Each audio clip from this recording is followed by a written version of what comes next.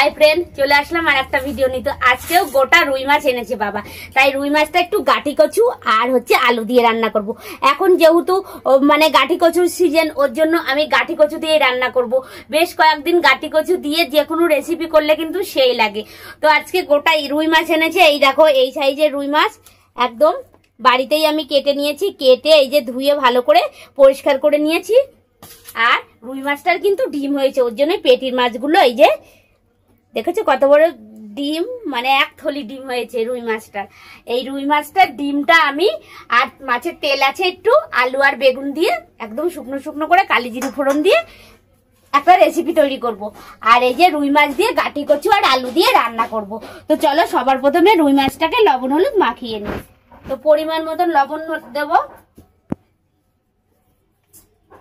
আর একটু হলুদ দিয়ে ভালো করে আগে মাছটাকে মাখিয়ে নেব। নিয়ে মাছটাকে ভালো করে ভেজে নেব। দেখতে থাকো।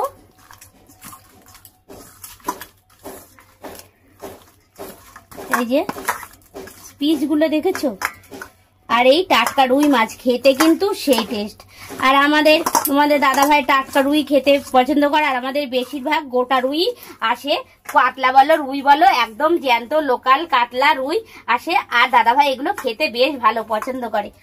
তো এই যে পেটিগুলো দেখেছো, ডিম যেহেতু হয়ে গেছে ওর জন্য পেটিগুলো একটু ওই যে পাতলা হয়ে গেছে।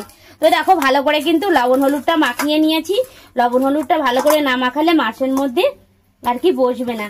তো ওদিকে কড়াইটাও আমার গরম হয়ে যাচ্ছে। তো লবণ হলুদ মাখানো হয়ে গেছে, এইবারে আমি মাছটা ভেজে নেব। তেলটা দেখো ভালো করে গরম করে নিয়েছি।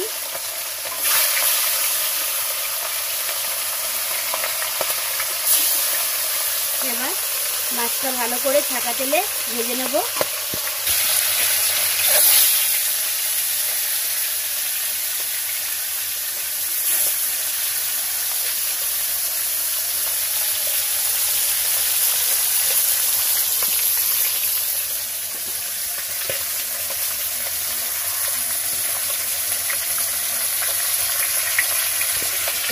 কথা আছে আবার। তো আমার মাছ ভাজা হয়ে গেছে। ওই মাছ ভাজা তেলের মধ্যেই আমি এই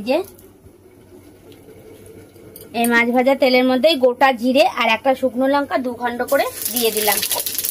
তো গোটা জিরে আর শুকনো লঙ্কাটা ভাজা হয়ে গেছে। এইদিকে দেখো কেটে রাখা আলু আর এই যে গাটি কচু এবার আমি দিয়ে দেব। তো দেখো ফোড়নে কিন্তু একটা শুকনো লঙ্কা আর গোটা জিরে দিয়েছি। তো এবারে আলু আর গাটি কচু একসঙ্গে দিয়ে দেবো। এবারে একটু লবণ হলুদ দিয়ে ভালো করে ভেজে নেব। এবারে পরিমাণ মতন লবণ আর একটু হলুদ দিয়ে এবারে ছাকা তেলে ভালো করে ভেজে নেব।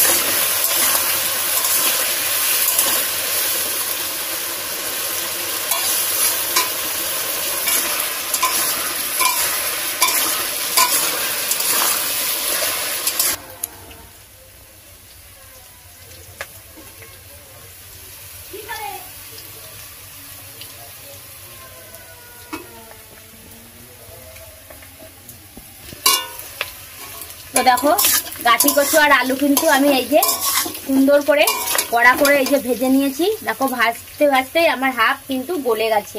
এইবারে আমি মশলাটা দিয়ে দেব। চলো একটু তোমাদেরকে দেখাই কি কি মশলা করেছি।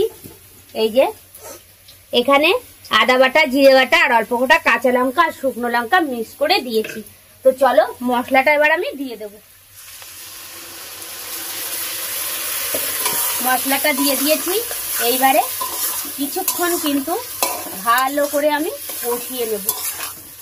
যতক্ষণ একদম মশলাটা পুরো ভালোভাবে কষানো না হবে ততক্ষণ আমি কষিয়ে যাব এইভাবে। এই দেখো এখনো কিন্তু কষানো হয়নি। দেখো কষাতে কষাতে কিন্তু আমার মশলাটা এই যে গায়ের থেকে তেল ঝরে যাচ্ছে, মানে কষানো হয়ে গেছে। তো আর একটু ভালোভাবে কষিয়ে নেব।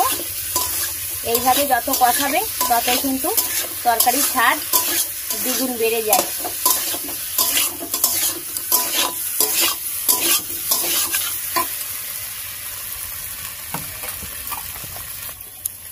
একটু লবণ দিতে হবে পরিমাণ মতো।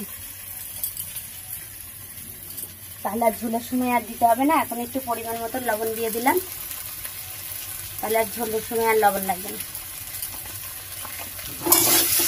লবণটা দেওয়া হয়েছে জন্য আর কিছুক্ষণ এইভাবে ভালো করে নেড়ে নেব। তো দেখো সুন্দরভাবে কষানো হয়ে গেছে, কিন্তু গায়ের থেকে তেল ঝরে গেছে। এবার আমি এই যে গরম জল করে রেখেছি, গরম জলটা দিয়ে দেব। উপরে এই যে একটু হলুদ দিয়ে দিয়েছি।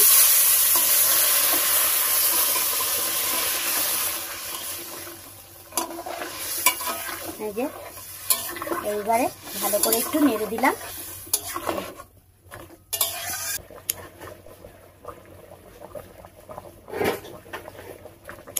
তো দেখো ঝোলটা কিন্তু ভালোভাবে এই যে ফুটে উঠেছে। এইবারে আমি ভেজে রাখা মাছগুলো দিয়ে দেবো। কালারটা কিন্তু সেই হয়েছে আর ভালোভাবে ফুটে উঠেছে। এইবারে এই যে ভেজে রাখা মাছটা আমি দিয়ে দেব। ঠিক এইভাবে আস্তে আস্তে সাজিয়ে দেব মাছগুলো।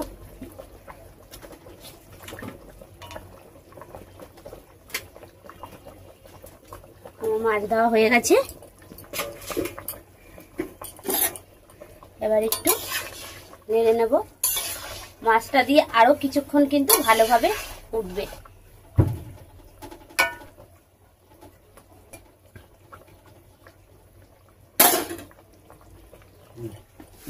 তো ভালোভাবে আর একটু কিছুক্ষণ ফুটলে আমার এই রেসিপিটা পুরো তৈরি হয়ে গেছে।